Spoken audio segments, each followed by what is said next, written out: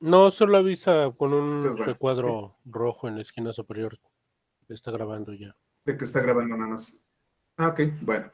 Muy bien. Bueno, el día de hoy vamos a trabajar, hay que actualizar, ya saben, Git clone. Sí, no pide confirmar como en Zoom, ¿verdad? Era lo que estaba pensando y verificando. Ok. Ah, excelente. Sí, como nunca lo había hecho así. Entonces, el día de hoy vamos a trabajar con YAML y ahora sí vienen los golpes fuertes. Vamos a trabajar con código y vamos a analizar código y a partir de este código vamos a generar pruebas. Y vamos a trabajar con una herramienta que se llama, el día de hoy va a ser API Flask y mañana vamos a ver Fast API. Y ahorita les explico por qué. Primero vamos al tema de YAML. Lo modifiqué, ya saben, ¿no hay pantalla compartida? A ver.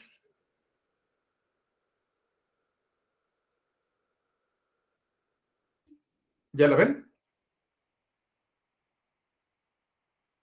Perfecto.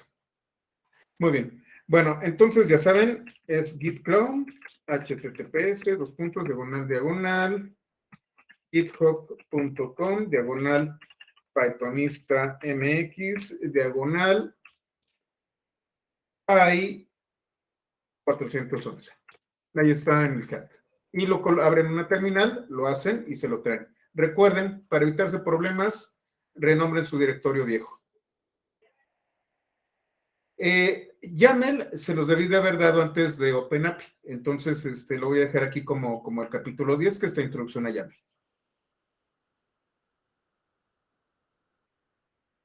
Entonces, ¿qué es YAML? Ay, y esto es Pythonista. ¿Qué pasa aquí?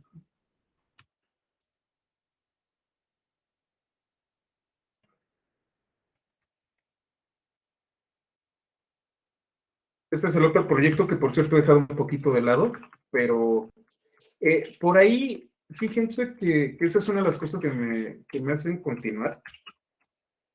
Me buscó un profesor de una escuela rural de aquí de México y me preguntó que cuándo iba yo a retomar las capacitaciones de Cloud Level, particularmente de Linux.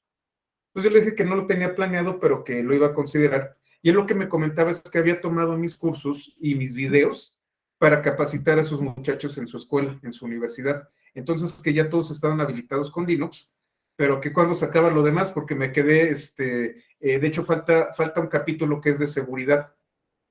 Me preguntó que cuándo terminaba ese capítulo y cuándo iba a dar yo un curso sobre administración de servidores. El curso, que es CD 101, se queda única y exclusivamente en el tema de un Power User, un usuario que sabe utilizar la línea de comando. Nada más fueron 3 semanas y no, fueron 4 semanas y 40 horas de curso nomás para ser un Power User de Linux. Y seguramente me voy a entrar otras 2 o 3 semanas para que ustedes sean disculpen, un administrador juniorcito de Linux. Linux es precioso, pero sí, hay mucho que aprender. También ahí tengo uno de Git. Entonces, me dijo, usted nos está inspirando y usted nos está ayudando a aprender, y no encuentro ningún recurso como los que usted da. No sé si me quiso dar ahí un guayabazo para que considerara la propuesta, pero es por eso por lo que doy los cursos y las capacitaciones. Al final de cuentas, nunca me van a pagar, no espero que me paguen por eso, pero es muy satisfactorio escuchar que gracias a esos videos y estos apuntes, la gente está aprendiendo. Eso es lo maravilloso de este asunto. Entonces, yo creo que voy a dar un curso de Linux por ahí de abril, bueno, me voy a dar el curso básico, para que todos estemos en el mismo nivel, y luego voy a dar uno de administradores también básicos. Entonces, esténse al pendiente. Eso tiene que ver por el proyecto Cloud, que es otro proyecto. Ahora, vamos a hablar de YAML. YAML no es otra cosa, de hecho en inglés dicen que es un superset, es un superconjunto de JSON. De hecho, es Yet Another Markup Language. YAML utiliza una estructura similar a JSON, en donde vamos a tener también objetos, que en este caso le llaman mapas, vamos a tener arreglos, y en el caso de YAML, solamente hay un tipo de dato. Sí, CloudDevel, así es. Déjenme ver si tengo todavía el sitio.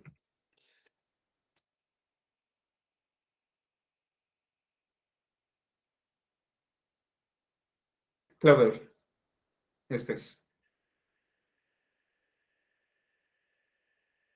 Ahí está el grupo, apenas está creciendo, no es tan grande como el de Pythonista, pero pues ahí va. YAML, de hecho, aquí Cristian va a empezar a echar espuma por la boca. YAML es genera una relación amor-odio entre los programadores, los administradores de sistemas y la gente de cloud. ¿Por qué? Hay una tercera, no, ya no hay más plataformas, ya nada más con Pythonista y cloud son más que suficientes. YAML se está volviendo la plataforma favorita para lenguajes declarativos. Y aquí es en donde hay que hablar un poquito sobre los lenguajes. Existen los lenguajes de programación, que son Turing Complete, como puede ser Python, como puede ser Java, JavaScript, R. Todos estos tienen ciertas características. ¿Qué características tienen? De que si un algoritmo corre en un lenguaje que es Turing Complete, ese mismo algoritmo, obviamente con las instrucciones adecuadas, puede correr en cualquier otro lenguaje Turing Complete.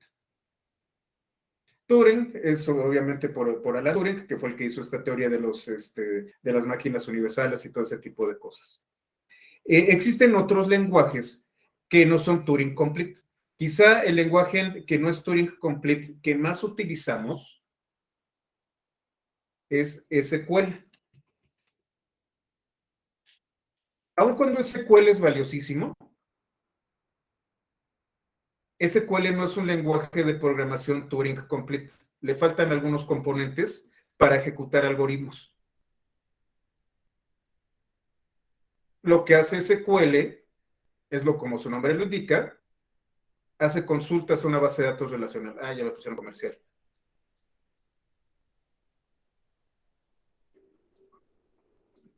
Y para eso fue diseñado. Nunca fue diseñado para ser un lenguaje Turing Complete, pero cumple muy bien su función. De hecho, SQL me dejaron también con la duda. Es muy posible que sí dé al menos uno de fin de semana de SQL rapidísimo, visto desde un punto de vista algebraico. Manejar el álgebra de SQL es muy interesante y de hecho es bastante didáctica. Déjenme ver si lo hacemos, para que no hablemos tanto de teoría de conjuntos, sino como estructuras algebraicas basadas en esas operaciones que están utilizando. Bueno, eso viene después. Lo que este lenguaje hace es una serie de consultas. Llega a la base de datos, ve relaciones, relaciona tablas inclusive y me da resultados o puede hacer operaciones dentro de las tablas. Puede insertar, puede eliminar, puede crear, puede hacer consultas, puede hacer joins, total, puede hacer muchísimas operaciones. Sin embargo, el tema de iteraciones y de condicionales no se le da tan fácil. Es por eso por lo que algunos proveedores utilizan una cosa que se llama, se me fue Stored Procedures.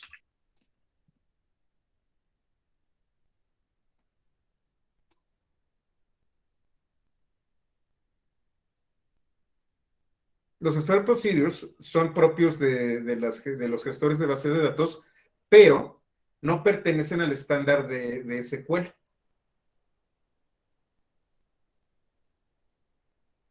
Entonces, esto y unas cosas llamadas triggers.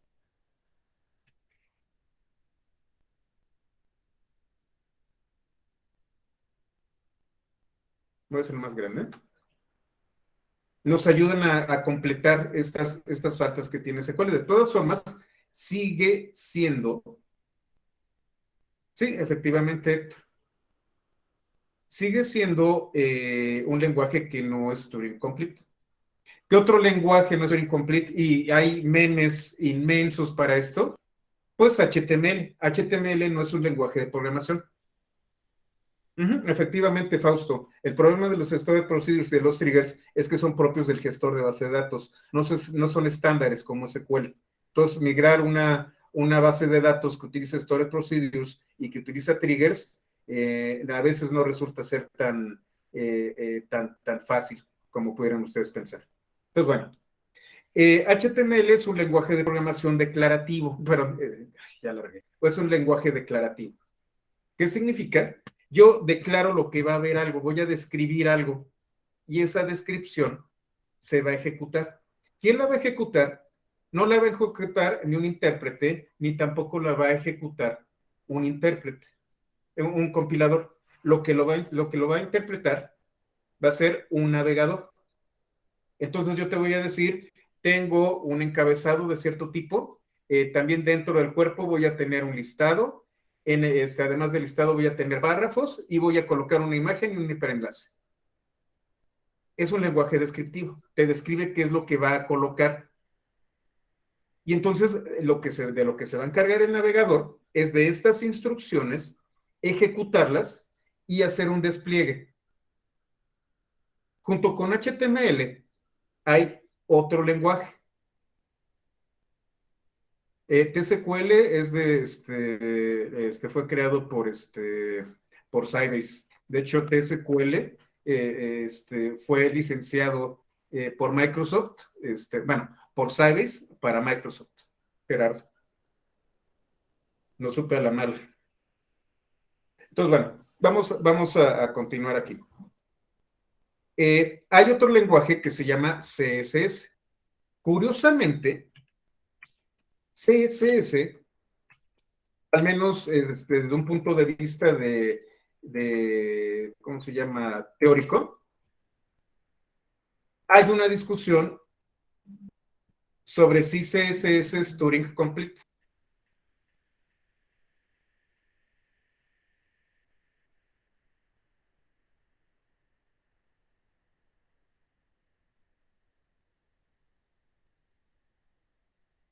Y sí, efectivamente lo es. Obviamente, únicamente para propósitos ¿cómo se llama?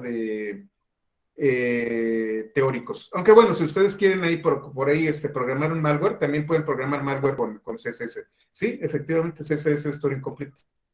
¿Qué otro lenguaje es Turing Complete? Ay, se me fue el nombre, se me acaba de olvidar. Este jueguito que utiliza bloques.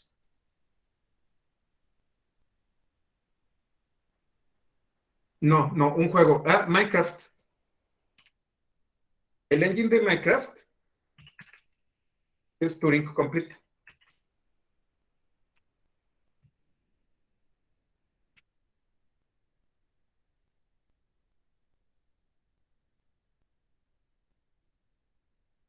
De hecho, aquí implementaron una máquina universal de Turing. Déjenme me saco de aquí del comercial.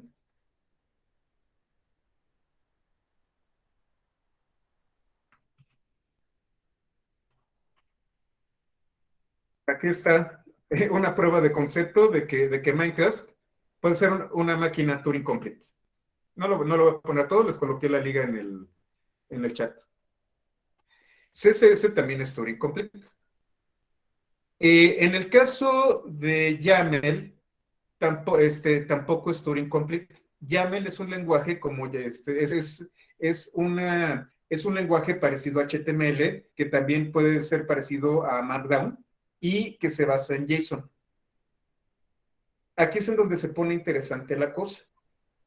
Nosotros necesitamos archivos de configuración, pues prácticamente para todo, y sobre todo necesitamos guardar configuraciones y descripciones. Conforme nosotros vamos avanzando en esto del cloud y el tema de infraestructura como código y cosas por el estilo, yo tengo que describir cosas. El proveedor de cloud es el encargado de implementar estas cosas que yo estoy diciendo. Entonces, por ejemplo, YAML se utiliza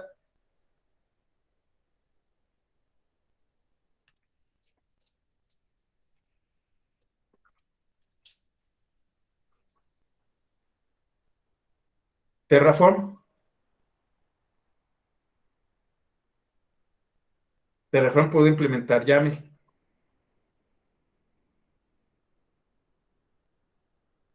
Si ustedes se fijan, también nosotros podemos utilizar, y lo vamos a ver también en este curso, yo creo que la próxima semana, Jenkins también puede interpretar YAML.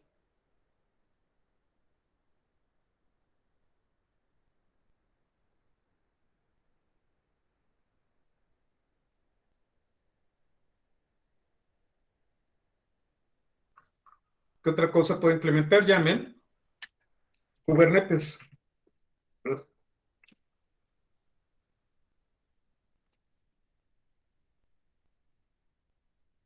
De hecho, los despliegues, los pods y todo esto están en YAML. Ansible, el sistema de gestión de la configuración, también utiliza YAML. YAML se está volviendo un lenguaje para describir muchas cosas.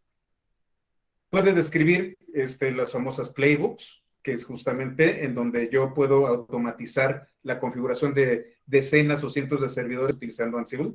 Puede configurar todo el entorno, todos los, tanto los pods como los servicios, como todo lo que tiene que ver con Kubernetes. Puede describir una infraestructura, tanto los componentes de cómputo y almacenamiento como los de red, y puede describir, como podemos ver, una API.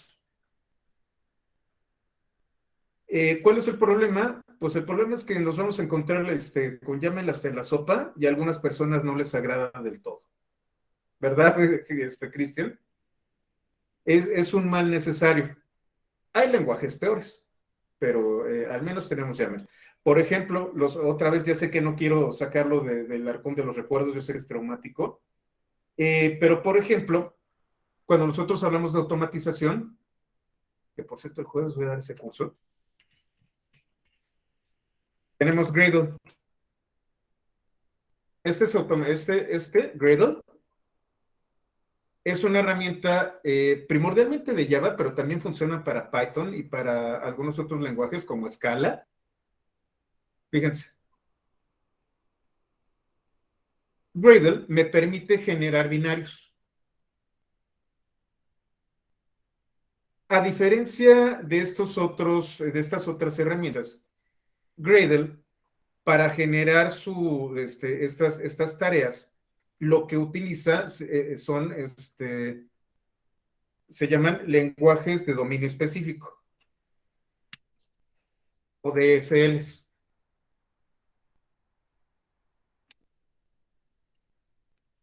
Y por ejemplo, tenemos Kotlin. Entonces ustedes pueden utilizar Gradle con Kotlin o lo pueden utilizar con Groovy.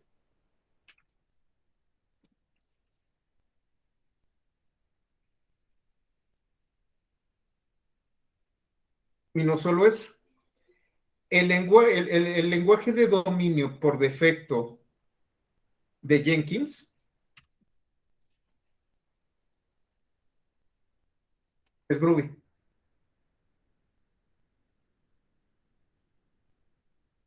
Sin embargo, se volvió tan omnipresente YAML que también pueden utilizar, y bueno, Android Studio, etcétera, etcétera. Con eso ustedes pueden automatizar. Uy, Somebody Network, guácatelas. Eso sí es peor que Java. Bueno, ya luego les platicaré de algunos pleitos que tuve con Miguel de Casa hace algún tiempo, precisamente por esas cosas horribles. Guácala. Entonces, bueno, continuando con esto y sacando mis esqueletos, Groovy está siendo, pues ahora sí que está siendo sustituido por YAML y particularmente por Kotlin. Y lo que hacen es describir cosas, describir tareas, describir estructuras, describir. De la manera similar a lo que hace HTML o como lo hace Markdown, lo que hace YAML es ser un lenguaje descriptivo. Declara cómo van a ser las cosas y se implementan posteriormente. Y es lo que estuvimos viendo el día de ayer.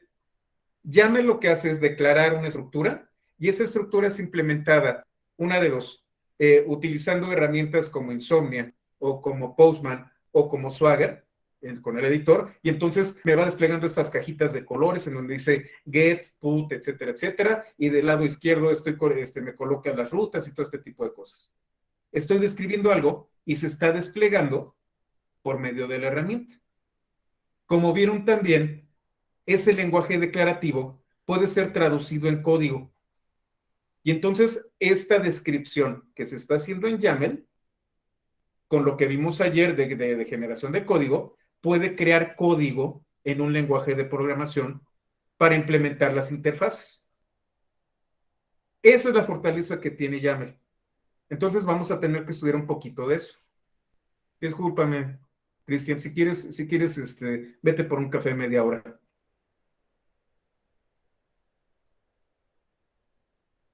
Entonces, bueno, los archivos de Compose, las playbooks de Ansible, las definiciones de Kubernetes, los pipelines de Jenkins. Y entonces, YAML está muy simplificado. Todos los valores son cadenas de caracteres. No hay enteros, no hay nada, son cadenas de caracteres. La herramienta que interpreta YAML es la que va a definir si es un número o no. El sistema que consuma los archivos YAML es el encargado de inferir el tipo de dato del que se trata. Si ustedes se fijan, vamos a ver dónde estaba. Déjenme abrir Insomnia. No, Postman, ya está ahí.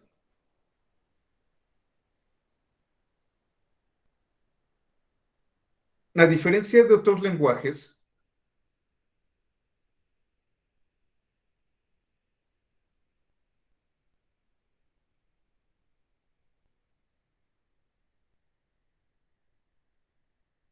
me voy a PY 411, aquí está la API.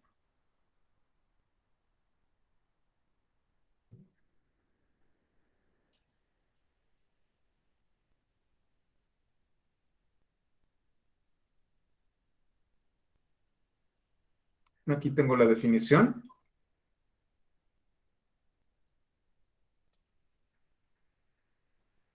El uso de las comillas es opcional. Absolutamente todo es una cadena de caracteres.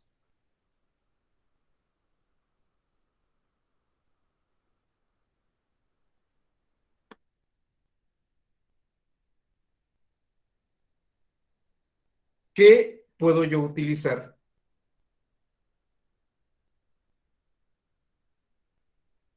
Ah, sí, efectivamente, Cristian, es lo que sucede. Al final de cuentas, YAML es la base, pero no es lo mismo utilizar esto para OpenAPI que utilizarlo para describir un servicio de Kubernetes o para describir un pod, tampoco para crear un playbook ¿cómo se llama? De Ansible. Como tú lo acabas de decir, Jesús, existen los sublenguajes. Si fuera un lenguaje de programación, se llamaría un lenguaje de dominio específico. Y ese es el problema que tiene YAML. Te lo tomas en la sopa, pero hay tantas variaciones y lo tienes que ver todos los días y de todas formas te sigues confundiendo que sí se vuelve engorroso. Entonces, bueno, ¿qué otras cosas tiene YAML? Tiene mapas, que no es otra cosa que un par clave, valor. Y valor puede ser un valor específico o puede ser otro mapa o puede ser una red o una lista.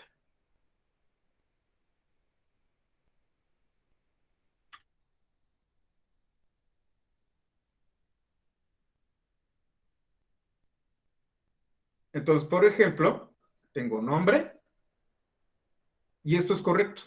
No necesito colocar las comillas. Como todo es una cadena de caracteres, las comillas son opcionales.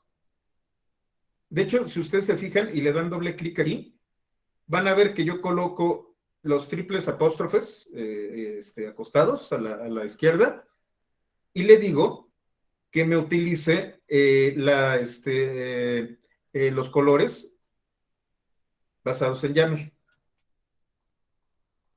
Entonces, en azul está la clave y aquí tengo en negro el valor, y cuando le coloco las comillas, estoy diciendo específicamente que esto es una cadena de caracteres. Yo puedo tener mapas anidados.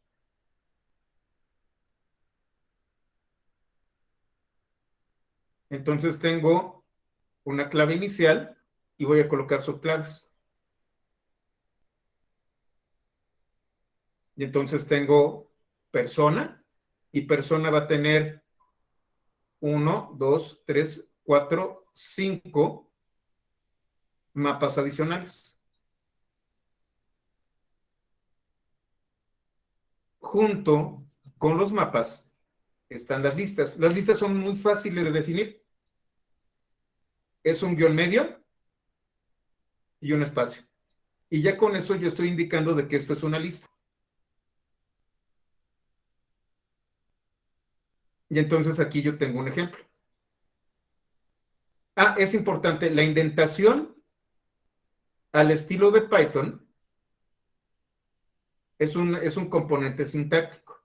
Cuando esto está indentado así, normalmente es uno o dos espacios, además lo voy a hacer, aquí estoy acostumbrado yo a Python, pero por ejemplo, yo puedo hacer una indentación en un espacio.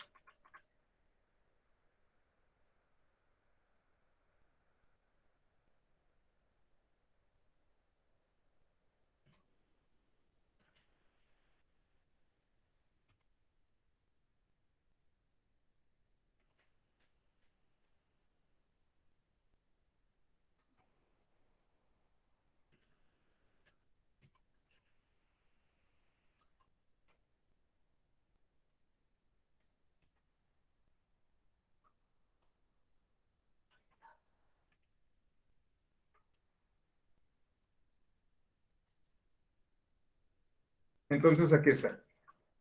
Imaginemos que yo tengo un control escolar, de hecho ya lo estoy desarrollando, va a ser una primicia.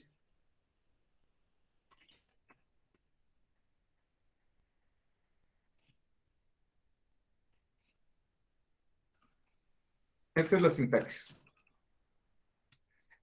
Tampoco le importa mucho el número de espacios que dejen ustedes de indentación. A diferencia de Python, en donde tenemos una guía de estilo que son 4 espacios, realmente no tiene problemas con los espaciados YAML.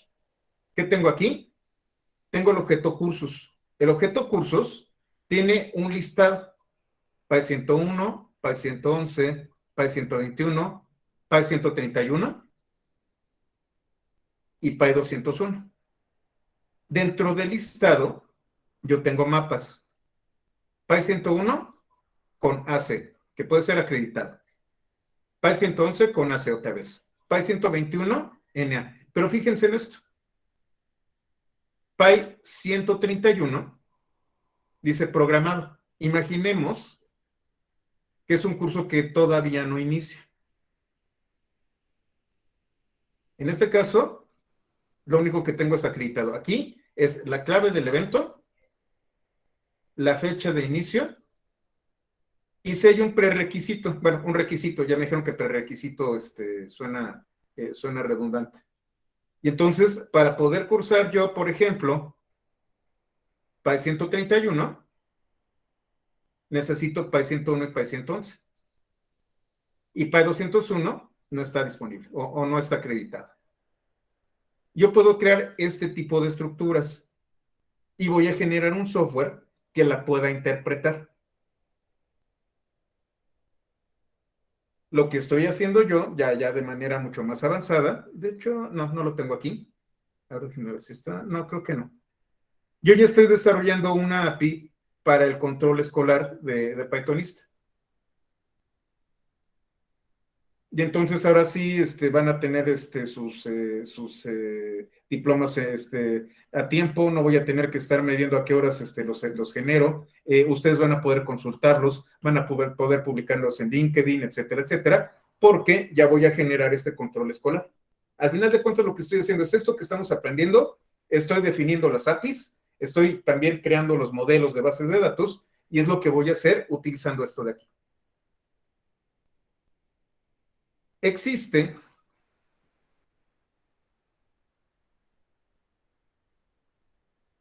un módulo, bueno, un paquete llamado PyYAML. Lo instalo. Y PyYAML lo que va a hacer es convertir una de dos, a partir de una estructura de datos de Python a YAML.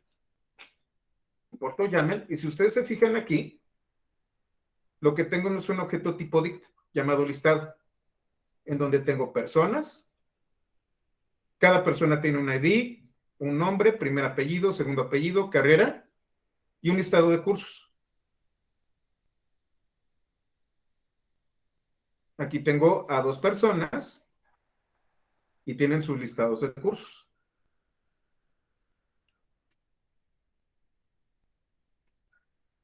Estoy tomando de la primera persona los cursos. Lo que voy a hacer es esta estructura transformármela en YAML. Le digo que utilizo un dump y que la codificación que estoy utilizando es UTF-8.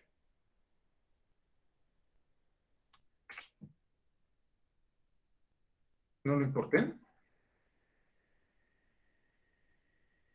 Ah, es que creo que no lo había. A ver, ya lo necesito. A ver. ¿Cree?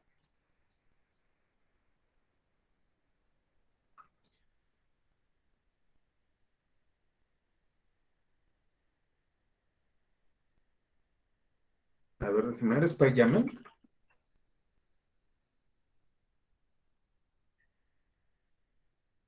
A ver dónde está el módulo que pasó aquí.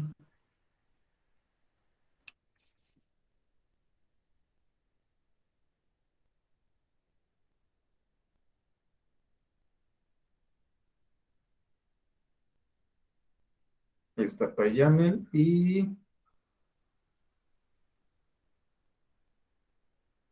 import YAML, sí, ahí está. ¿Por qué no me está dejando importarlo? A ver, vamos a hacer import YAML.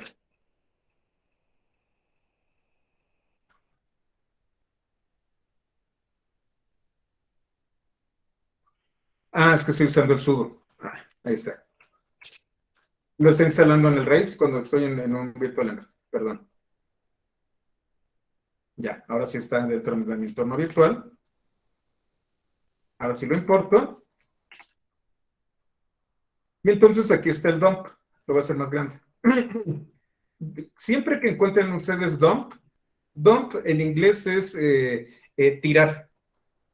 Como cuando ustedes tienen un camión de carga y el camión de carga vacía su contenido, vuelca su contenido, eso es dump. Volcar, eso es dump. ¿Qué es lo que estoy haciendo? Si ustedes se fijan, estoy convirtiéndolo en bytes. Y al ser bytes, lo que está haciendo, creo que no está aquí, creo que no le coloqué ninguno con... Aquí está. Otra vez, está utilizando la codificación de UTF-8 para los acentos.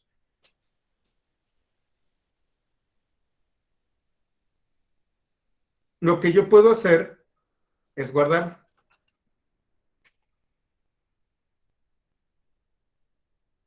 Entonces, esta estructura que fue creada en Python, me la convierte en una estructura en YAML que yo puedo guardar. Aquí en archivo.yaml, aquí está. Y ocurre al revés.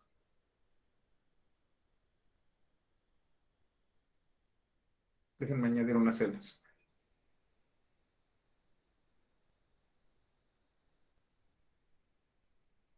Por ejemplo, aquí lo que voy a hacer,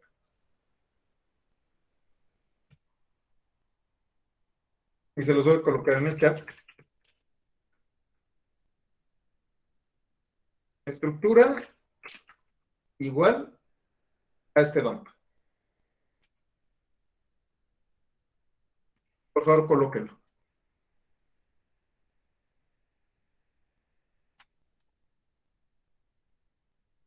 Entonces, lo que voy a hacer es le voy a llamar otro listado.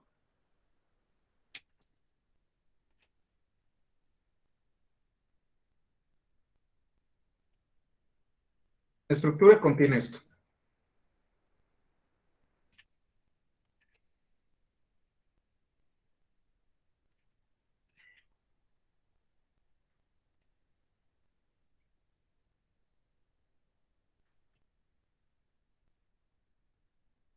YAML load,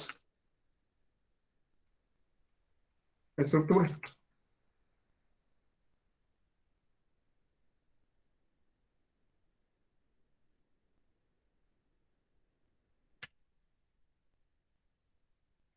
Creo que le tengo que colocar déjenme ver. Creo que es loader, déjenme ver. No sé, ejemplos.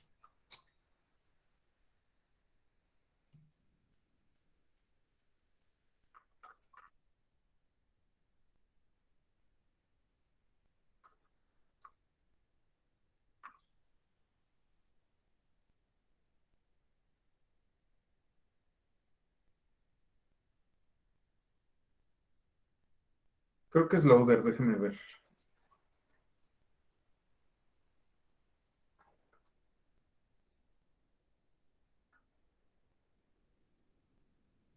Creo que sí es loader.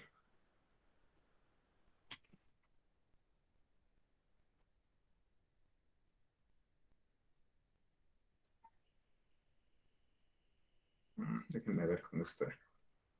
Bueno, ahorita lo arreglo. Déjenmelo de tarea para que no perdamos tiempo aquí. Yo puedo cargar la estructura y generar un elemento. Déjenme ver si es YAML.load. Sí, ahí está.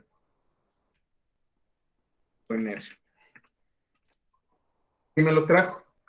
Me trajo toda esta estructura, pero ahora como un objeto de Python. Lo mismo que hacíamos con JSON.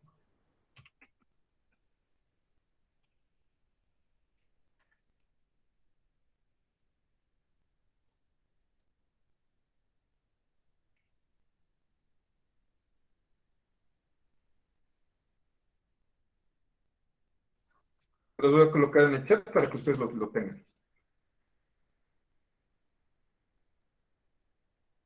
Entonces, ¿qué estoy haciendo?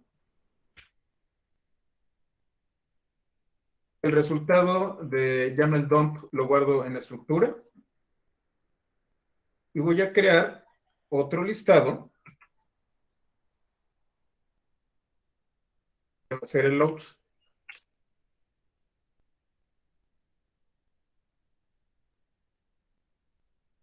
Con esta expresión voy a evaluar si contienen lo mismo, que va a ser true, y con esta otra expresión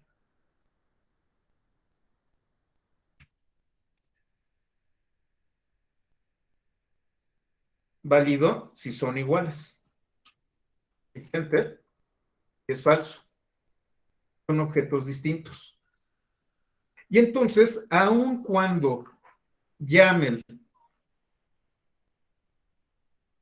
emana de JSON, JSON se utiliza para transmitir datos y YAML se utiliza para describir cosas. También pueden ustedes encontrarse una definición en JSON. Sin embargo, ¿cuál es el problema que tiene JSON? Las famosas llavecitas. Esas llaves no saben cuántos problemas causan. Al final de cuentas, lo que está haciendo YAML es utilizar la indentación para dejar claro el objeto superior, muy al estilo de Python. Digamos que esto se lo robaron a Python, la indentación. Y entonces nos olvidamos de las llavecitas que suelen confundirnos mucho. De todos nos acabamos confundidos, no se preocupen, confundidos siempre vamos a acabar. Pero a partir de esto,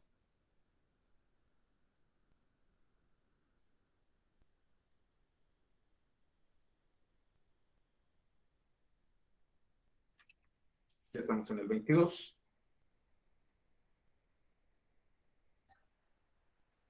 yo puedo generar estructuras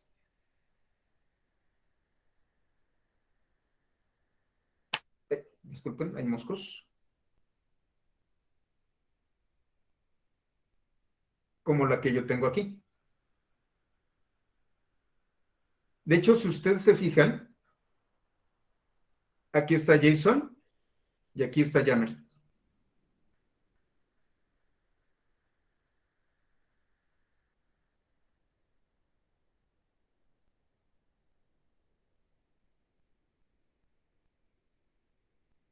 Ahora déjenme ver si la convierte a YAML. Aquí está la definición de OpenAPI 3.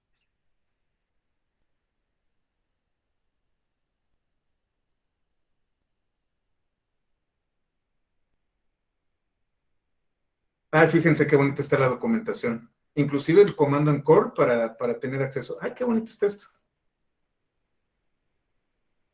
Como les digo, utilizo Insomnia y Request, entonces casi no veo esto, pero miren qué bonita está la documentación.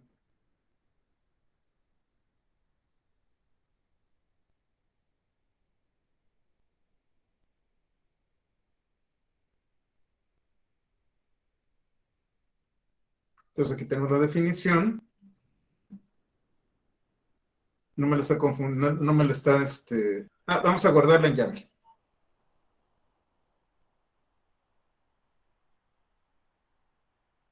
Creo que ya la grabó. Bueno, creo que voy a tener que salir y volver a entrar para que se cambie. Fíjense, esto está en JSON. ¿Cómo lo sé? Porque tiene las llavecitas molestas. Y con YAML no tiene las llavecitas, únicamente tenemos la indentación.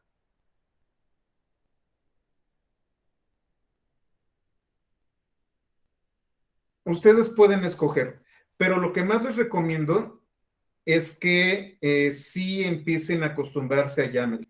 YAML se está volviendo el lenguaje descriptivo por excelencia. Hay otros, por ejemplo, ¿cómo se llama? TOML se llama.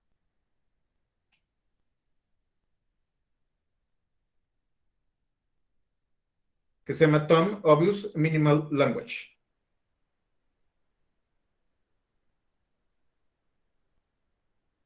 Y entonces a lo mejor ustedes van a encontrarse esto de aquí en otras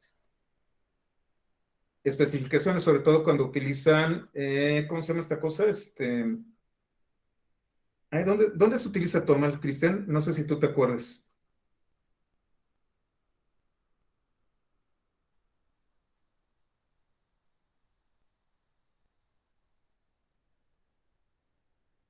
Ah, aquí dice, ¿qué proyectos utilizan Toml?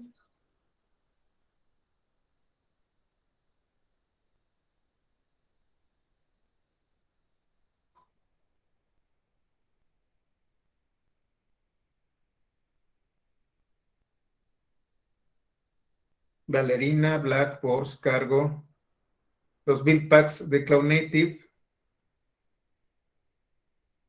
CI de GitLab. Todos estos proyectos utilizan esa notación. Este es otro lenguaje de markup. Ah, gracias, Cristian. Con TOPS, efectivamente. Ya se me estaba olvidando. Entonces, hay muchísimos lenguajes descriptivos. Y bueno, ya vieron lo que podemos hacer nosotros con Markdown. Y por ejemplo, hay otro que es RST.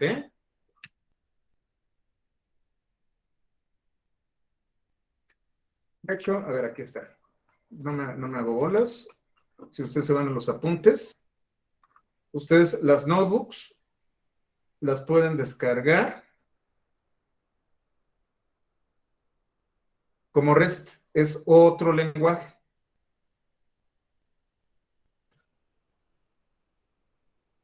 Entonces, hay muchísimos lenguajes descriptivos.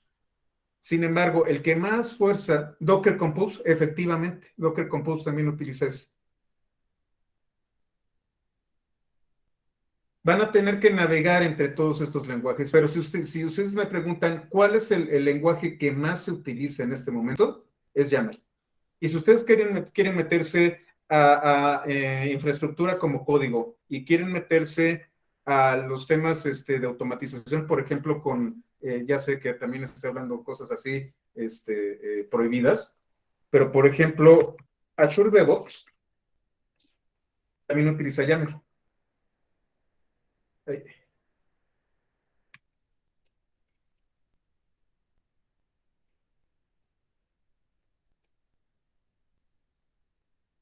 Para sus pipelines.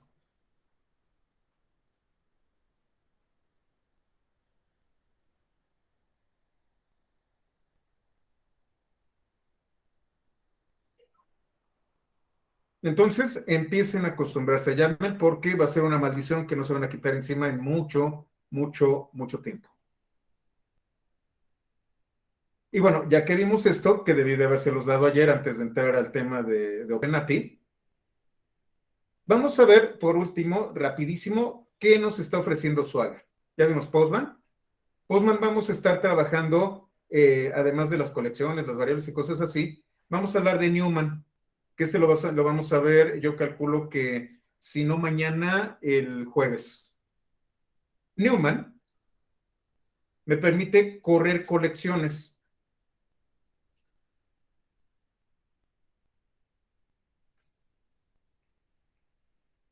Y entonces yo puedo crear mis pruebas y utilizo Newman y ya no necesito una interfaz gráfica. Corro las colecciones y veo los resultados.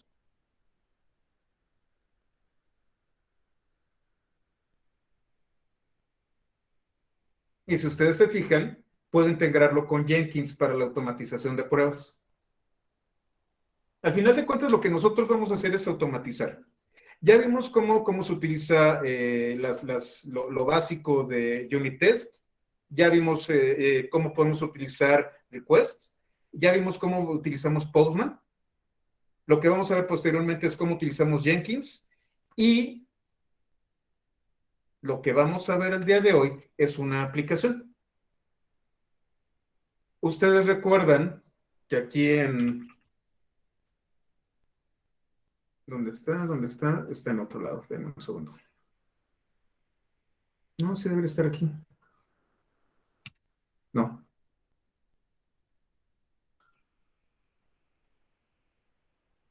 Déjenme ver dónde está. Con Python.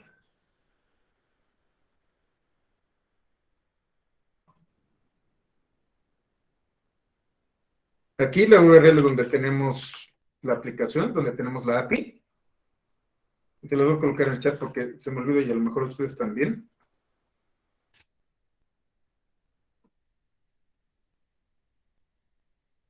Nosotros tenemos esta aplicación. Esta aplicación fue creada y por cierto lo vamos a estar trabajando en el curso de Flask, utilizando una variación de Flask llamada API Flask. Si ustedes se van a github.com/pythonista MX, van a encontrarse con un proyecto llamado API Flask Demo.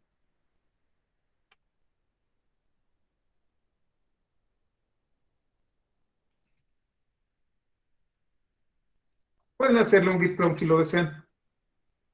Yo lo voy a hacer. No, es más, lo tengo aquí, entonces lo voy a hacer desde Visual Studio Code.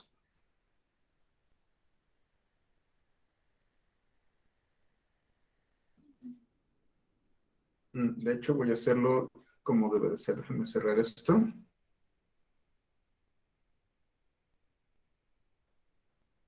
Porque no me... Ah, aquí está. Déjenme cerrar esto.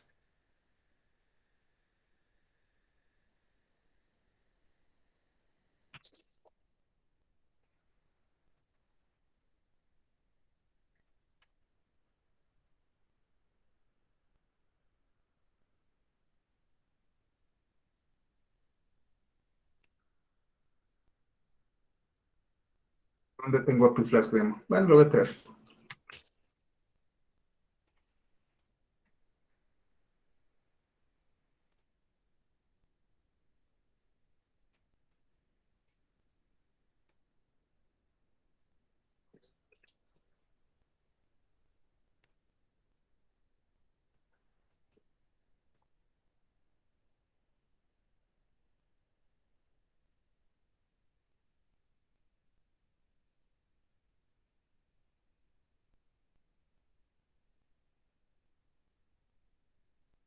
Creo que ya tengo un intérprete aquí.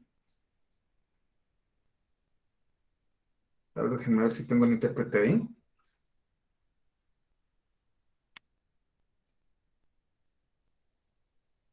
Ah, no está. Voy a crear virtualmente aquí.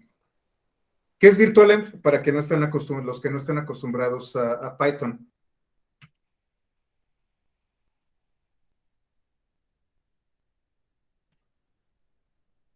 A ver si lo traigo, si lo instalé también aquí. Como estoy utilizando Windows, casi no lo uso. Déjenme ver. Sí, ahí está. Virtualenv me permite crear un espacio en donde yo voy a tener mis bibliotecas aisladas del resto del sistema. No contamino el sistema principal con bibliotecas para un proyecto en particular. Entonces lo que voy a hacer es, voy a instalar virtualenv.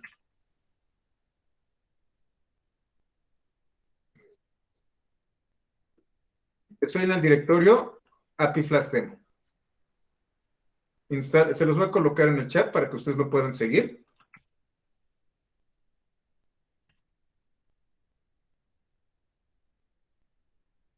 Sí, está bien. Para que lo puedan seguir, lo pueden hacer desde la máquina virtual. No, para que todos estemos en el mismo, porque si no los voy a confundir y no es justo que utilice otras herramientas. Voy a hacerlo directamente en la máquina virtual. Para que lo vean aquí y lo puedan ustedes replicar. Estoy en la terminal, hago el git clone.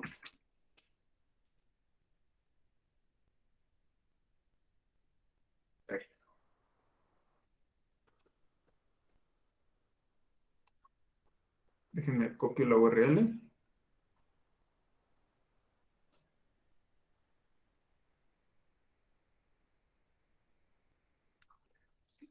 Me traigo a Flash Demo.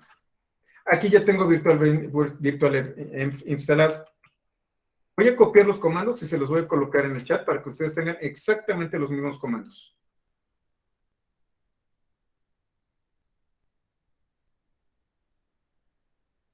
Con Vemp también. O puedes utilizar también TOPS, o puedes utilizar PyDemp. Hay un montonal de herramientas para entornos. VirtualEnv es la que más utilizo. Ya me traje el proyecto. Me voy al directorio API Flask.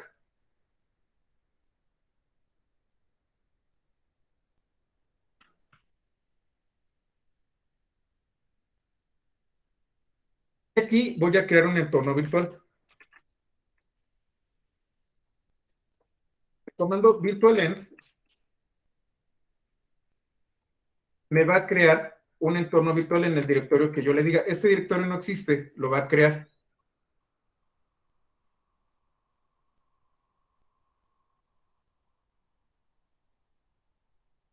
Sigan paso a paso lo que estoy colocando en el chat.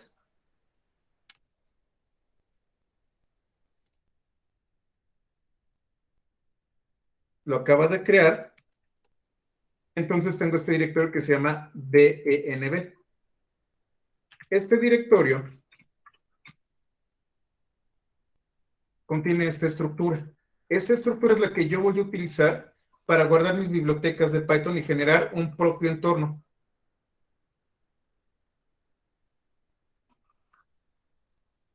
Con source DNB, diagonal bin, diagonal activate. Fíjense, aquí dice Pythonista. Cuando yo le doy enter, ahora aparece BNB. Estoy utilizando este entorno. Yo configuré mi máquina virtual para que utilizara un entorno aislado del sistema operativo en el directorio Pythonista. Ahora, esta biblioteca en un entorno distinto está en Vemp. ¿Por qué estoy haciendo esto? Porque yo no quiero contaminar mi entorno. Yo voy a tener únicamente las bibliotecas que requiero para que se ejecute este código.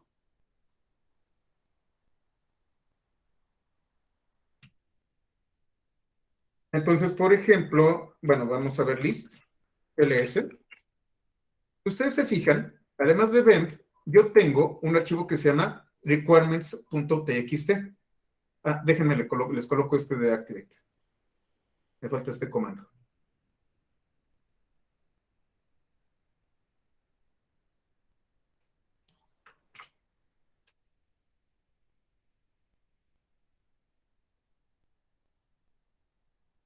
Requirements contiene los requisitos, las bibliotecas que yo requiero para ejecutar esta aplicación.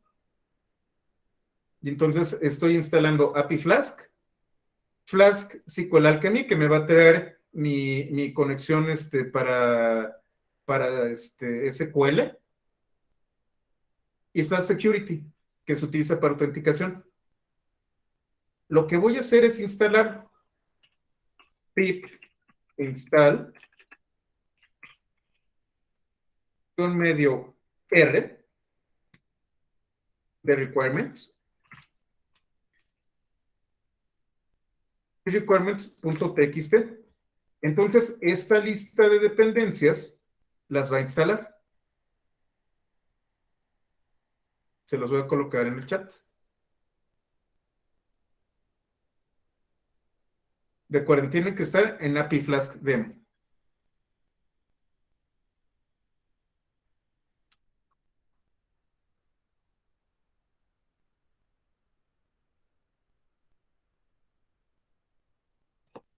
Ahora, vamos a ver la estructura de API Flask Demo. Voy a utilizar una herramienta que se llama MC. Es la única cosa buena que he hecho, ya saben, Miguel Vicas. No se ve muy bien, está demasiado azul, pero lo que ustedes van a ver aquí es que tengo data, donde tengo ciertas cosas, por ejemplo, alumnos TXT, con F4 puedo ver, voy a seleccionar el editor de MC. Aquí tengo un archivo de texto que contiene la representación de un objeto list de Python.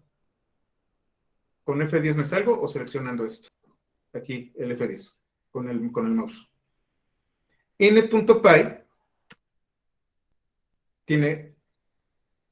es un script de Python que lo único que está definiendo es esto de aquí. Las carreras que va a utilizar mi aplicación. Es la misma aplicación que tenemos nosotros publicada.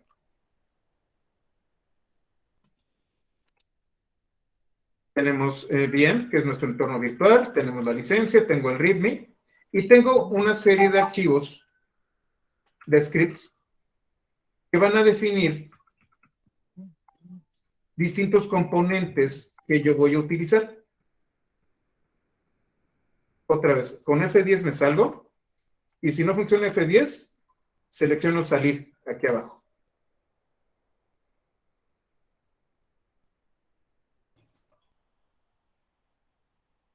Déjenme cerrar algunas cosas.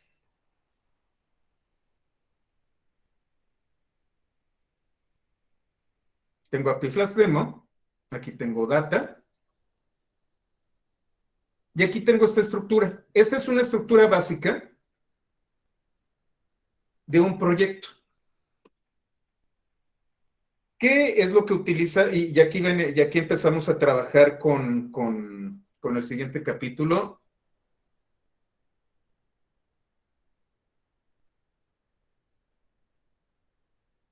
¿Qué es Introducción a Flask? Flask es un microframework. Es un framework pequeñito que yo puedo hacer crecer. Poetry es muy bueno. De hecho, si me da tiempo, vamos a ver Poetry. Es un microframework que me permite a mí generar aplicaciones web de manera increíblemente fácil y rápido. Este microframework tiene lo mínimo para funcionar. Tiene el componente principal, el core, tiene un servidor de aplicaciones que se llama WorkServe, este de aquí, y tiene un soporte de plantillas de HTML que se llama Jinja. Y párenle de contar, no tiene mucho más. Y un sistema para generar comandos de clic. Nada más. Lo instalo.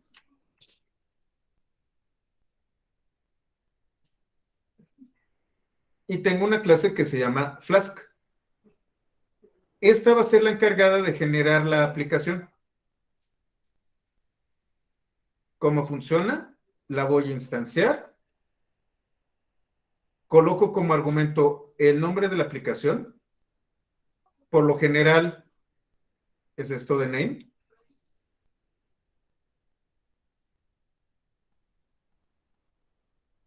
Lo que estoy haciendo es al nombre app, ligarlo, más bien, ligar el objeto que resulte de aquí a app.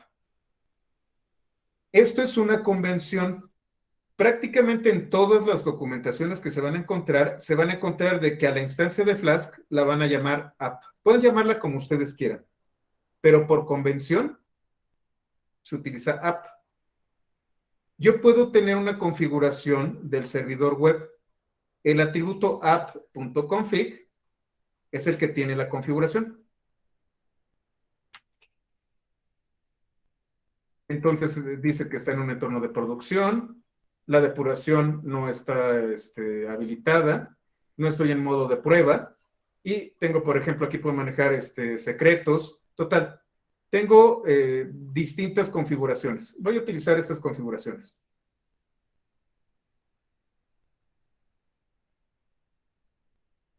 Aquí el entorno puede ser producción o desarrollo. Debug puede ser true o false, es un booleano. Testing, true, false, y secret es una cadena que me va, que es la semilla para generar algún tipo de cifrado. Entonces aquí estamos en producción, no estamos utilizando debug, no estamos en testing, y el secret key no es nada, no está definido, es none. Yo puedo tener, como ocurre aquí en API Flask Demo, un archivo llamado settings.py. Y entonces aquí puedo tener mis variables. Lo que estoy haciendo en este caso, estoy definiendo una base de datos que utiliza un gestor de datos llamado SQLite en memoria. Voy a crear una base de datos en memoria.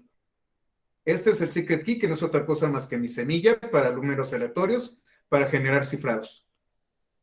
No sé quién inició eso de app, Gerardo. No, honestamente no lo sé, pero pues es un nombre muy lógico para una aplicación. Esto es mi archivo de configuración de API Flask Demo. Yo puedo utilizar app.config from env var o from object o from pyfile, que este es el que voy a utilizar.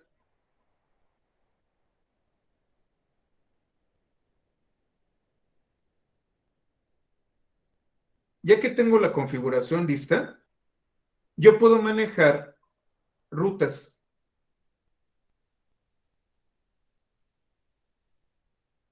Y entonces yo puedo utilizar, por ejemplo, esta ruta. ¿Cómo funcionan las rutas? Fíjense. Lo que voy a hacer es utilizar esto como un decorador. Acuérdense de los...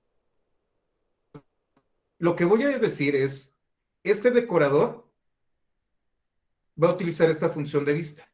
Lo que salga de esta función que yo tengo aquí abajo va a ser desplegado en la ruta que yo coloque aquí. Y yo le puedo decir qué métodos están permitidos en esta ruta. Por defecto, está permitido get. Y aquí está la parte bonita. App route diagonal. Es decir, en la raíz. Cuando yo me coloque en la raíz del servicio web, se va a ejecutar esta función, que se llama inicio. Esta función regresa hola mundo en formato de párrafo, de HTML.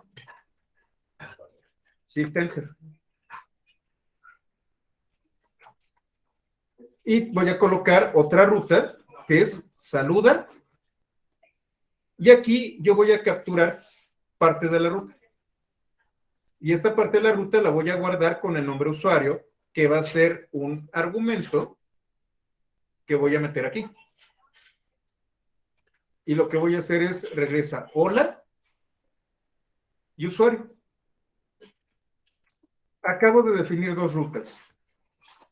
La ruta principal y saluda, y puedo colocarle cualquier cosa y me va a regresar usuario. Ya que tengo estas dos rutas, voy a correr el servidor. Por defecto, va a transmitir únicamente a localhost, es decir, a la máquina virtual. Para que pueda transmitir fuera de la máquina virtual, yo le tengo que colocar host igual a 0.0.0.0. Es una máscara. Significa que voy a transmitir a todo el mundo. Y le voy a decir que transmita por el puerto 5000. Shift Enter. Y si yo me voy a localhost 5000, hola mundo, porque es la raíz.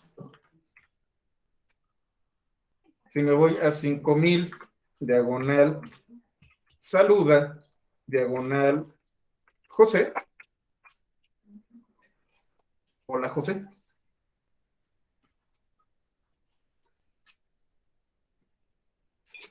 Diagonal, Pythonista. Hola, Pythonista. Así de fácil se puede crear una aplicación utilizando Flask. Unas cuantas líneas, dos rutas y apron. Y aquí tengo una pequeña bitácora de lo que está sucediendo.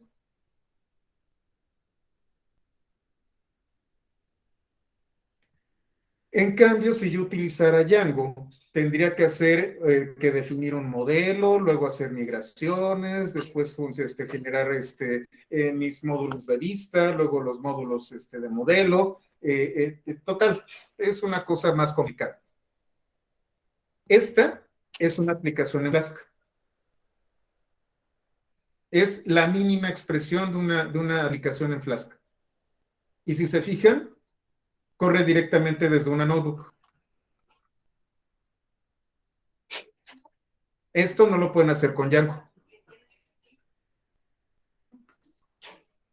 Ahora, lo que yo siempre les he dicho, las notebooks de Jupyter se utilizan sobre todo para prototipar, para ver cómo funcionan las cosas y ya que están listas y les gustan, file, download as, .py. Y entonces ya tienen un script. Y entonces ya no es un prototipo, sino que es un script que ustedes van a colocar en un servidor. Eso, después de prototipar,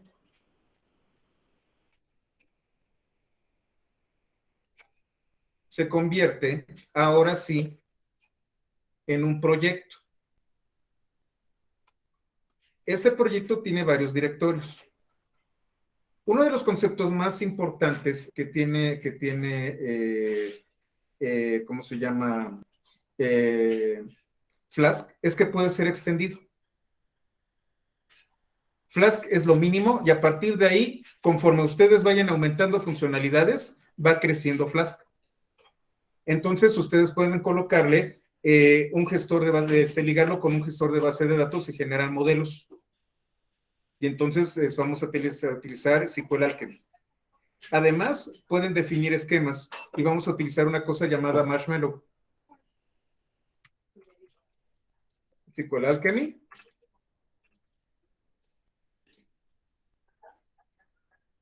Es un proyecto que me permite mapear objetos con tablas de SQL. Marshmallow es un proyecto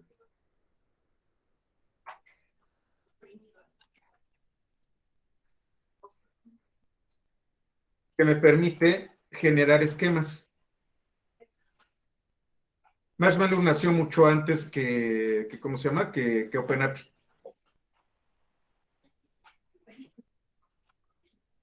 Y esto me permite hacer validaciones muy al estilo de lo que hace OpenAPI de manera, ¿cómo se llama? A través de su especificación. Y como lo hace también JSON Schema. Yo puedo juntar SQL Alchemy, Marshmallow, y también puedo utilizar API Flask, puedo utilizar Flask. Y existe un proyecto que va a juntar todo. Y ese proyecto se llama API Flask. De hecho, esta va a ser la parte adicional que voy a colocar en el curso de Flask. En el curso de Flask, por cierto, haciendo el comercial, por si les interesa, inviten a sus amigos. Es PyDOS 21, que lo vamos a dar en el 7 de enero. Voy desarrollando todos los conceptos. Cómo utilizas JSON Schema, cómo tienes una extensión llamada Flash RESTful, luego cómo lo ligas a una base de datos. Aquí hacemos una API con eso. Manejamos el concepto de blueprints. Utilizamos los esquemas con Marshmallow. Y colocamos API Spec para que coloque las especificaciones de OpenAPI. Manejamos control de acceso básico. Y aquí analizamos unos temas de la aplicación a detalle. El capítulo 30, que no está aquí, es lo que vamos a ver el día de hoy. El capítulo 30 es API Flask. Digamos que todos estos capítulos que vieron aquí, al final de cuentas, se reducen a API Flask. API Flask me permite definir una clase llamada API Flask que funciona igual que la clase... eso lo estoy haciendo, David, cuando lo estoy publicando en... utilicé App Engine. App Engine, dentro de Google Cloud Platform, tiene un sistema de gestión de secretos. De hecho, se llama Cloud Secrets. Ahí es en donde guardo mis variables de entorno.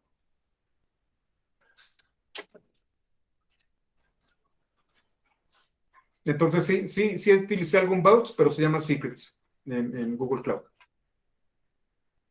Entonces, bueno, tengo la clase que es en sí el gestor de aplicaciones. Tengo una clase esquema que me define los esquemas al estilo de Marshmallow. Y tengo estos dos elementos. Input, en donde yo voy a colocar el esquema de entrada, lo que me van a enviar y voy a validar. Y output, que es el esquema de salida. Abort se utiliza cuando hay algún problema y te va a mandar un mensaje de estado dependiendo del error que tú le estés colocando aquí. API Flask también maneja campos enteros, cadenas de caracteres, etcétera, etcétera, etcétera, muy al estilo de SQL Alchemy. Y también maneja validadores, por ejemplo, tamaño, o 1D, o máximo, mínimo, etcétera, etcétera, etcétera. API Flask consolida esto. Si yo no utilizara API Flask, tendría que importar un montón de módulos. Tendría que importar Marshmallow, tendría que traerme, ¿cómo se llama? Una cosa, ay, se me fue el nombre. Ahorita me acuerdo el nombre de la otra herramienta. Ay, se me fue. WebArcs, que es el que me permite validar de entrada y de salida.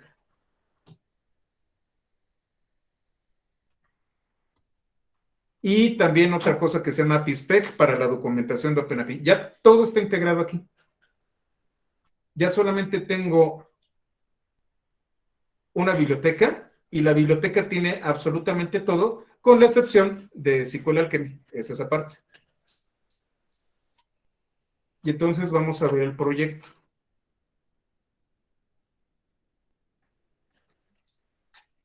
¿Dónde se encuentra la parte principal del proyecto? En main. Importo API Flask y la clase que va a ser el servidor de aplicaciones. Yo tengo un script llamado models, que es en donde yo voy a definir los modelos. Aquí yo voy a crear una clase llamada alumno, que se va a conectar con una base de datos que se llama DB.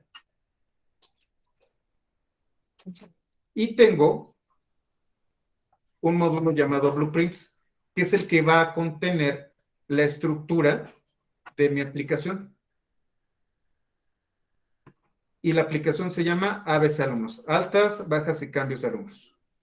¿Qué tengo aquí en main? La instancia. Me traigo la configuración de settings.py. Inicio la aplicación.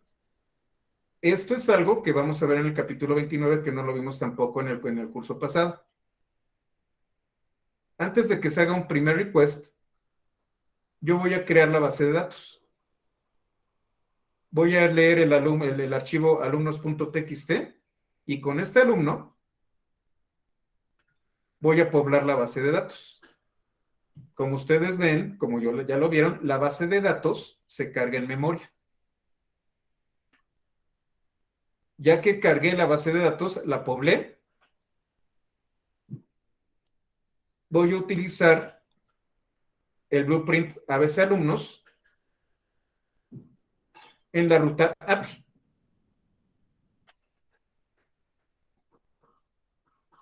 Y lo voy a ejecutar.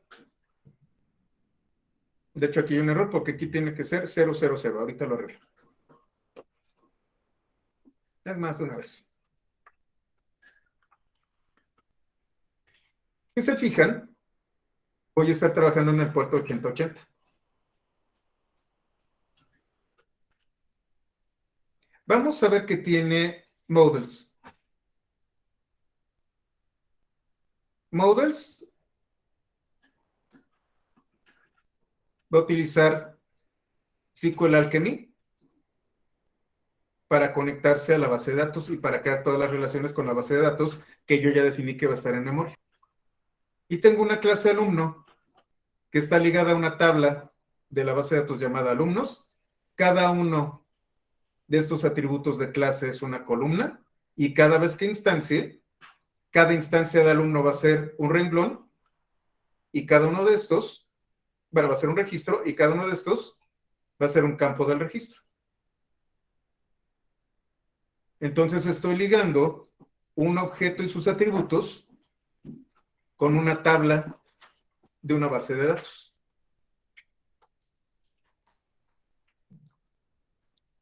Ya vimos main, ya vimos models. Voy a cerrar las cosas. Vamos a ver esquemas.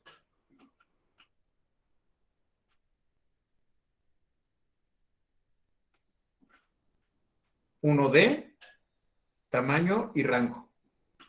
También estoy definiendo, aquí yo tengo validadores. Voy a escoger una opción de varias. Yo puedo definir tamaños máximos o un rango de números. También puedo definir si es una cadena de caracteres, un entero, punto flotante o booleano. Y esquema es la superclase con la que yo voy a utilizar el esquema de validación. Tengo un esquema de salida en donde defino cuenta, nombre, primer apellido, segundo apellido, carrera y todo esto con las validaciones. ¿Qué estoy diciendo aquí? Que cuenta debe de tener 7 dígitos. Nombre debe de ser con una longitud mínima de 2 y otra de 50. Lo mismo sucede con primer apellido y segundo apellido. Si se fijan, required es false en el caso del segundo apellido, es opcional. Carrera tiene que ser una de las carreras que yo importé. ¿Se acuerdan ustedes? Aquí en Data init.py, estas carreras.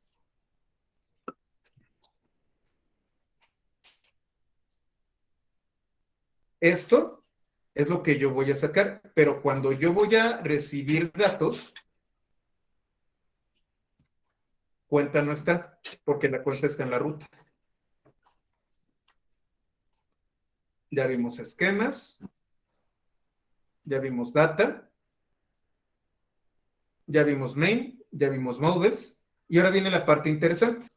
También ya vimos settings, que es blueprints. Blueprints va a definir las rutas. En este caso, no solamente tengo route, sino tengo el método. Si yo me encuentro get, API Blueprint se va a encargar de generar todo lo necesario para la implementación de las rutas. Get para raíz, mi salida va a ser alumnos esquema, y estoy diciendo que voy a mandar varios, es decir, voy a mandar una lista de objetos con este esquema.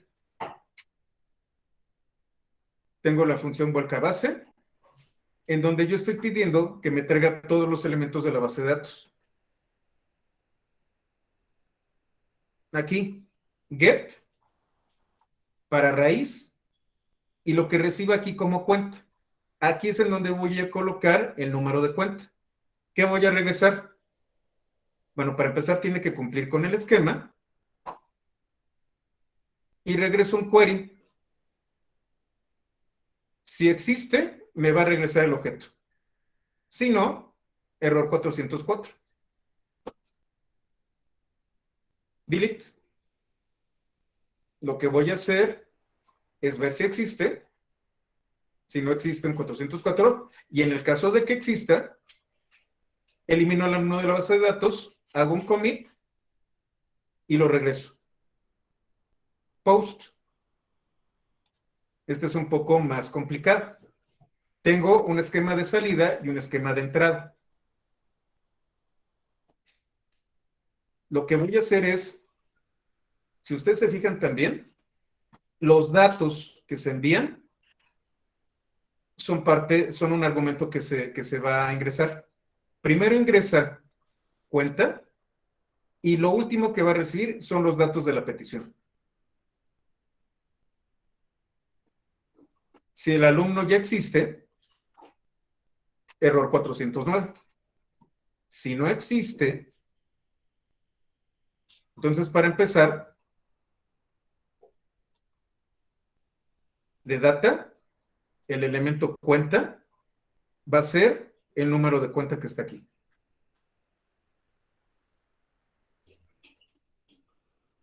Y luego voy a cargar los datos a partir del esquema. Esta es la parte interesante. Alumno esquema va a hacer una validación de los datos que se están ingresando. Si algo falla, aquí va a haber un validation error. Y si hay un validation error, error 400. Si todo es correcto, añado el elemento a la base de datos, hago un commit y regreso el alumno. Y tengo put, que es algo similar, nada más que aquí no debe de existir. Perdón, aquí debe de existir.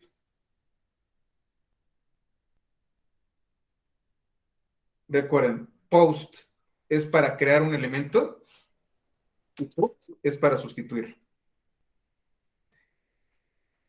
Estos dos puntos, estos dobles asteriscos, significa que esto es un objeto tipo dict, en donde tengo clave valor. Lo que estoy haciendo es guardar esto, y entonces, por ejemplo, voy a tener la clave nombre y el valor del nombre. Con esto le estoy diciendo que cada elemento del objeto dict es un argumento. De hecho, es Py 101.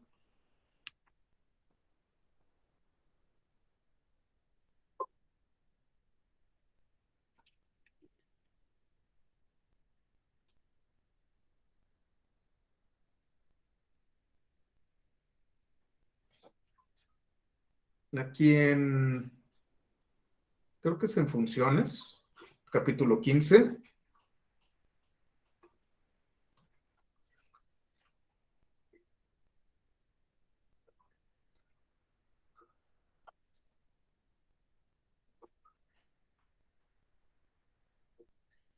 Aquí están argumentos.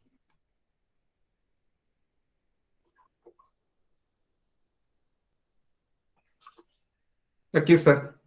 Cuando utilizo uno solo, entonces yo puedo utilizar una sucesión de elementos. No defino el tamaño, simplemente la sucesión la va a tomar.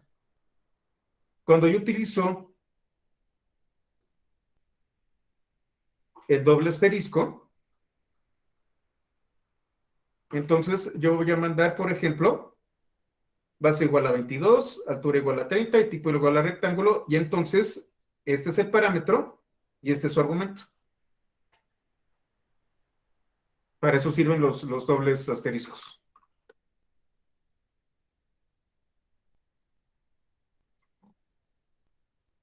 Esta es toda la aplicación. Una aplicación, yo calculo que no son 200 líneas. De hecho, esta es la más complicada. Ya tengo esto. Abro mi...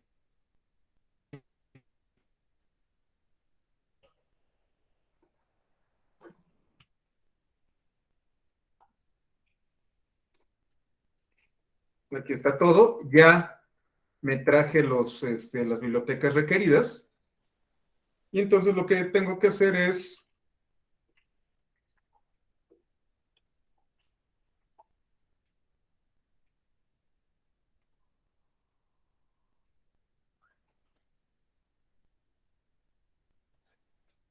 Dice, no hay módulos, no. Creo que aquí no es el vent, perdón. Aquí no es el pip install. Es allá abajo.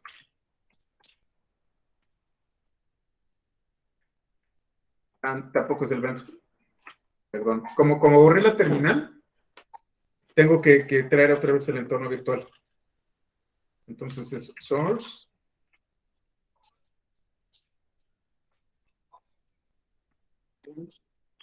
Sí. Activate. Ahí está.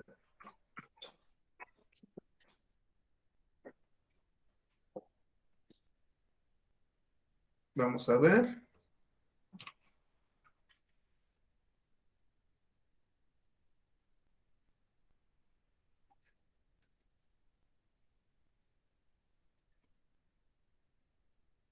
Y aquí está corriendo.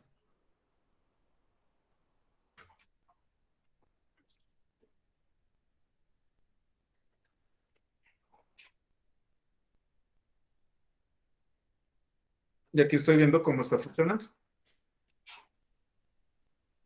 Esa es la aplicación que está funcionando en el servidor. De hecho, ustedes se van a doc. Y API Flask ya tiene implementado OpenAPI. Y aquí tengo mis esquemas.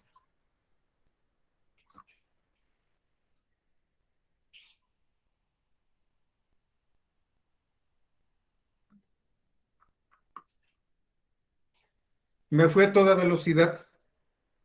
Un curso de 20 horas me lo aventé en menos de media.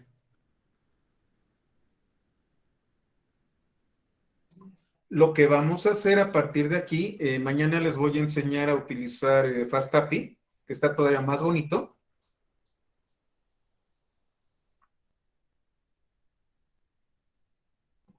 Y ¿cómo se llama? A partir de aquí vamos a empezar a hacer las pruebas. ¿Qué me falta dentro de esta estructura? Me falta test.py. Ahí es en donde yo voy a hacer las pruebas. Y entonces vamos a extender esto para que haga pruebas.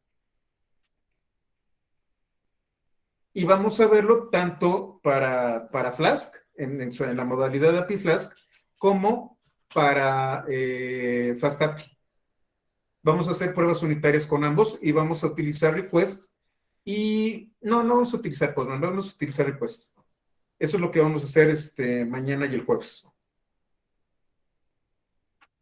Lo bonito de esto es que este sistema funciona con una base de datos en memoria. Y lo que estoy diciendo, que es la parte que no les enseñé en el curso anterior, y que si viene en el que sigue, es esto de aquí. Inicio la aplicación y antes de que ocurra el primer request,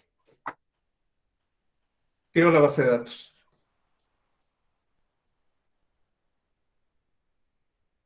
Está bien bonito. Y eso es el capítulo 29 que está pendiente. Entonces, no es que sea comercial, pero normalmente extiendo mis apuntes. El curso de Flask que voy a dar dentro de 3 semanas extiende al que nosotros vimos y sobre todo mejora los apuntes, porque están interesados. Y si están interesados y no quieren pagar, no hay problema. Me dicen que quieren entrar gratis y se los doy gratis.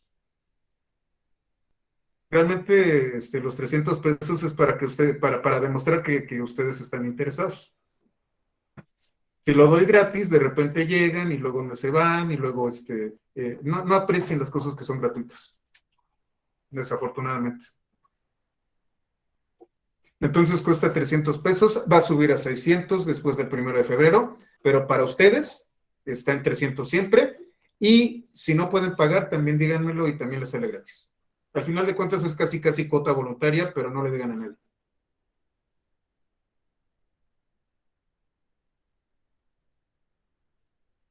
¿Hasta aquí todo claro? Está rapidísimo. Esto, como les digo, es un curso de 20 horas, pero es lo que necesitamos saber para poder hacer pruebas. En los videos están publicados, entonces si no quieren pagar nada y quieren adelantar, ya están los videos. De hecho, aquí están. Si quieren adelantar, qué bueno que lo dijiste, Cristian.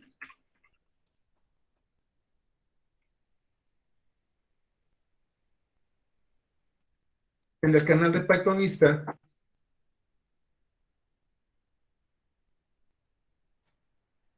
ese ya está público. No es cierto, no está.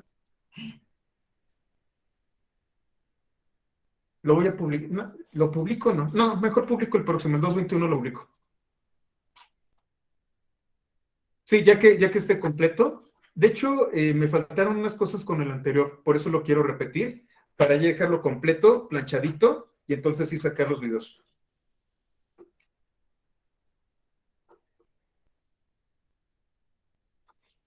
Entonces, sí, lo voy a publicar, pero voy a publicar el que sigue. Yo pensé que es que publiqué el 241. El 241 ya está publicado. Diseño y desarrollo de REST APIs. También lo pueden ver.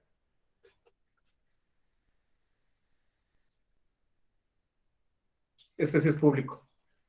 El 241, que tiene que ver, digamos que esta es la segunda parte del 241. El 241 es como diseño yo las APIs. El 411 es como ya pruebo todo. Ya di un curso de Django, ya di un curso de Flask. OpenAPI es muy fácil de aprender. Ya sabemos cómo se diseña utilizando OpenAPI. Y ahora lo que vamos a hacer son pruebas.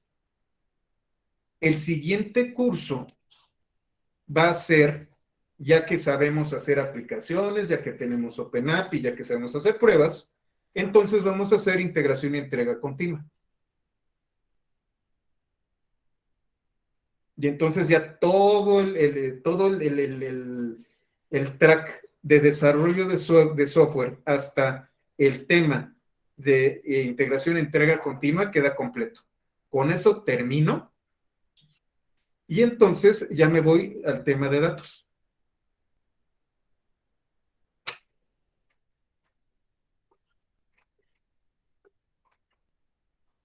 Entonces, de eso se trata.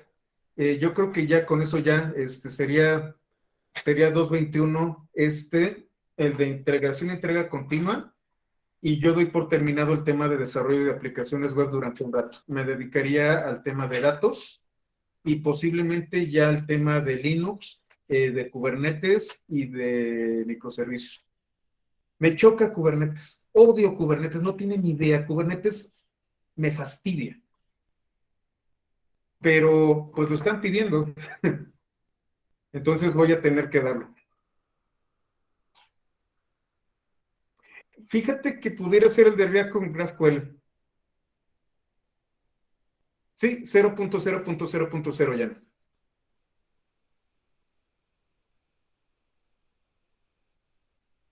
Sí, microservicios está bien. El problema que tienen los microservicios es que todo mundo dice que microservicios y Kubernetes son lo mismo y no es así. Ustedes pueden hacer microservicios sin Kubernetes, pero cuando hablamos de escalar, los contenedores son lo mejor. Y consta que dije contenedores, no Kubernetes. Entonces sí, vamos a hablar de microservicios. Al final de cuentas, cuando tú hablas de APIs, lo que estás haciendo es exponer un endpoint. El endpoint tú lo puedes definir como un microservicio. Cuando hablemos ya de APIs más avanzadas, que tiene que ver con microservicios, entonces vamos a hablar de un gestor de APIs.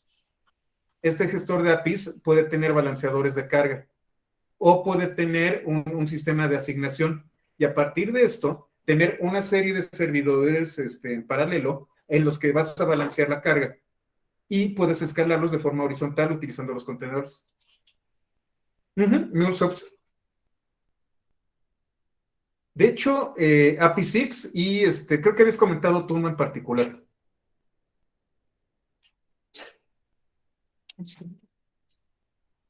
Eso ya, por eso, qué bueno que lo comentas también, Roger. Eso que tú hablas de MuleSoft, de API 6 y todo eso, no necesariamente es Python.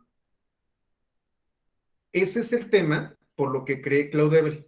CloudDevil, como su nombre lo indica, es para desarrollo en cloud. Entonces, en CloudDevil va a estar el tema de gestión de APIs, va a estar el tema de microservicios, va a estar el tema de contenedores y Kubernetes. De hecho, ya por ahí hay un curso de contenedores que está viejito y necesito actualizar. Es más, también se los paso para que lo vean.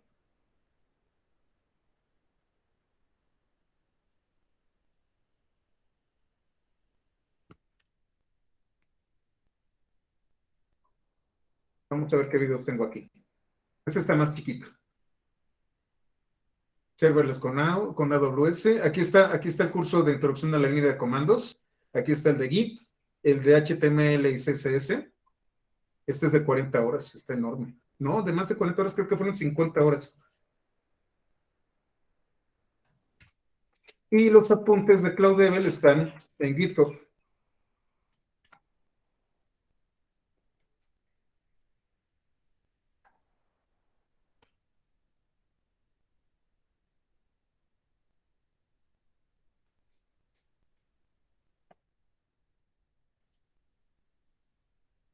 TD101 es Linux. TD501 es gestión y orquestación de contenedores. Este es puro Docker. De hecho, llegamos hasta Docker Machine, creo que no lo vi. Creo que está vacío. ¿Sí? Llegamos hasta Docker Compose.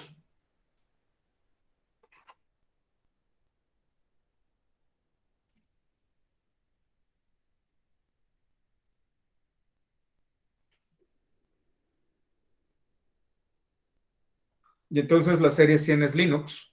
La serie 200 también es por series.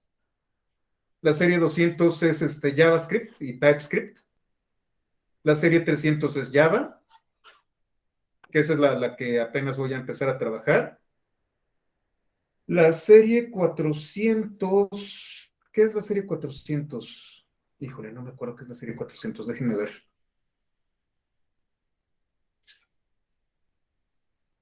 La serie 400A es DevOps, pero DevOps desde el punto de vista de software. Y la serie 500 es DevOps, pero desde el punto de vista de aprovisionamiento.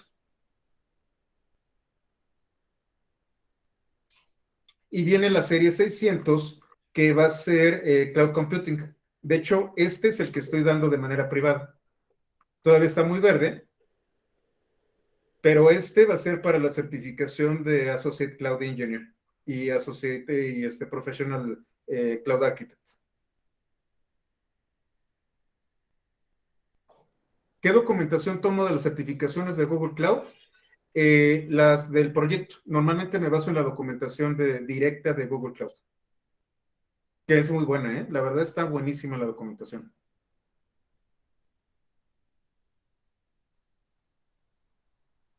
De hecho, qué bueno que lo comentas rapidísimo. Una de las ventajas que tiene Google Cloud, a diferencia de casi todos, tiene una cosa llamada Learning Paths.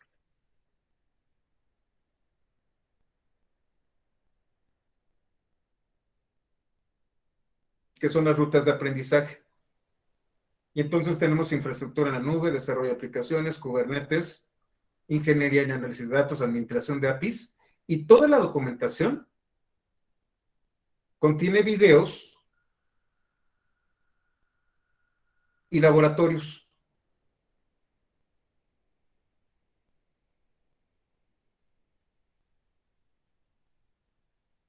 Y entonces estas son las rutas.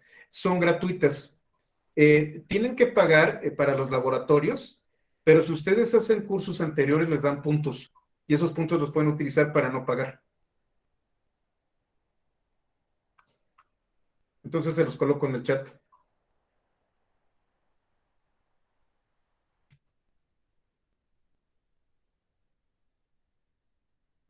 De hecho, es lo que estoy haciendo de manera interna. Estoy dando las capacitaciones, les dejo de tarea los Learning Paths, hacemos preguntas de examen y ya los dejo listos para la certificación.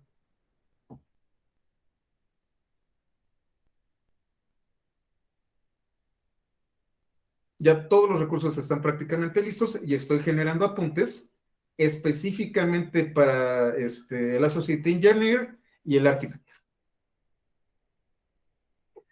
Y todavía no los hago, pero posiblemente, todavía no están publicados, posiblemente CD611 sea para el de Data Engineer.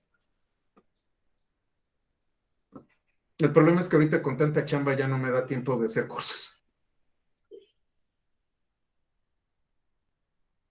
A decir verdad, estuve a punto de cancelarles hoy, pero no.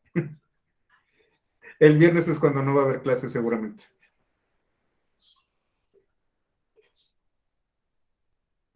Sí, por cierto, vacúnense. Creo que mañana me toca. Voy a ver eso. Entonces, cuídense mucho. Bueno, con esto terminamos la sesión de hoy. Estuvo muy rápida. De hecho les dije, pues les resumí 20 horas de curso en media hora, pero va a valer la pena. Está bien bonito esto. ¿No están demasiado mareados o confundidos? ¿Estamos bien? Para eso están los videos, para colocarlo en cámara lenta y ya poquito a poquito ir asimilando lo que aprendimos. Entonces, bueno, con eso terminamos el día de hoy y nos vemos el día de mañana. Mañana vamos a hablar de Fast API y vamos a empezar a hablar de las pruebas que se pueden hacer en estos entornos. Entonces, bueno, con eso terminamos y nos vemos mañana. Muchas gracias. Y dejo de compartir y dejo de grabar.